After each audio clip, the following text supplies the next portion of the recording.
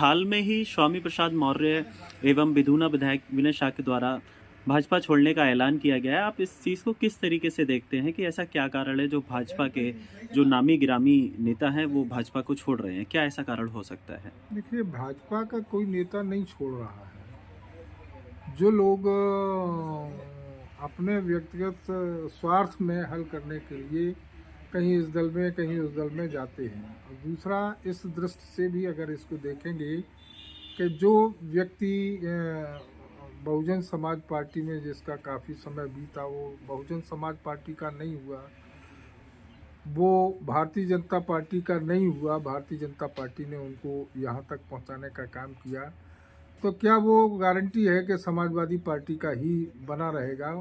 उनको तो अवसर देखने पर दल बदल की आदत सी पड़ गई है, सो वो अपना करेंगे। और जो विधायक उनके साथ हैं, उनके व्यक्तिगत जुड़े हुए हैं, वो अपना उनके साथ जाने का काम कर रहे हैं। लेकिन उन विधायकों का भी यही है कि जो आदमी बसपा का ना हुआ, जो भाजपा का ना हुआ, वो क्या गारंटी है कि समाजवादी पार्टी का बना रहेगा? तो कहीं ना कहीं आपको लगता है इससे भाजपा को वोट बैंक को नुकसान हो सकता है? देखिए, वोट बैंक पर इसका कोई असर नहीं है। जैसे अगर आप इस से देखते हैं कि स्वामी प्रसाद मौर्य हैं, तो मौर्य समाज का वोट चला जाएगा। हमारे पास बड़े भारतीय जनता पार्टी के पास बड़े चेहरे हैं मौर्य समाज के। केशव प्रसाद मौर्य हैं हमारे सर्वाधिक लोकप्रिय, और गीता शाक्यों की नेता हैं, इसलिए इस पर वोट बैंक पे इसका कोई असर नहीं पड़ेगा। तो ऐसे लोगों के लिए आप दो शब्द में क्या कहना चाहेंगे? मैं ऐसे लोगों को यही कहना चाहता हूं कि हर दल को इनकी दल बदलू नीति पर विचार करना चाहिए, और ऐसे लोगों को अपने पार्टी में लेके ही क्या, कुछ गारंटी नहीं है कि वो कब किसको धोखा देगा। तो आगामी चुनावों में भाजपा को लेकर आप क्या कहना चाहेंगे कि चुनाव जीतने को लेकर क्या रणनीति बनाई गई है?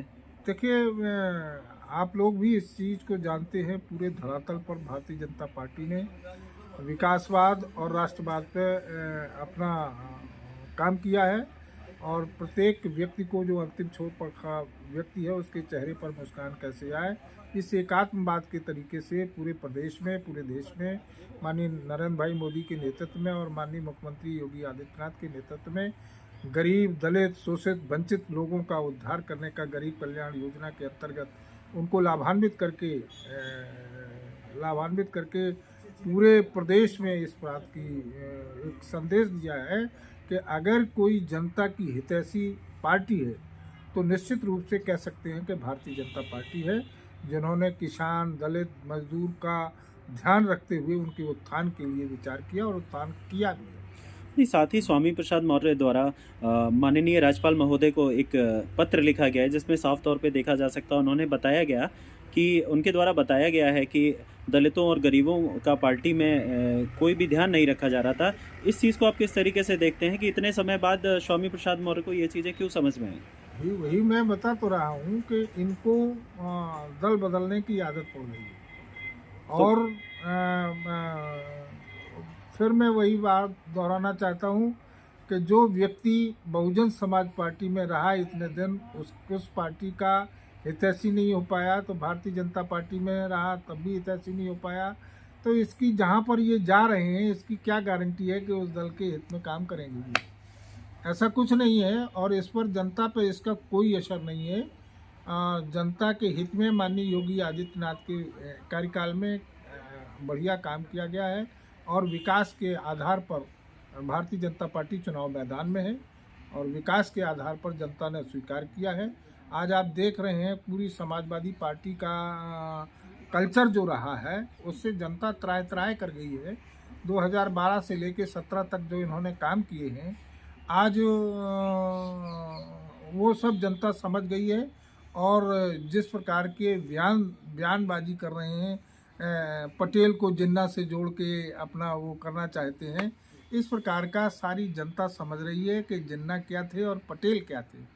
पटेल ने खंड खंड भारत को अखंड बनाने का काम किया था, उसको जिन्ना से जोड़ने के लिए अखिलेश बाबू, माननीय मुख्यमंत्री, पूर्व मुख्यमंत्री, इस प्रकार का बयान दे रहे हैं।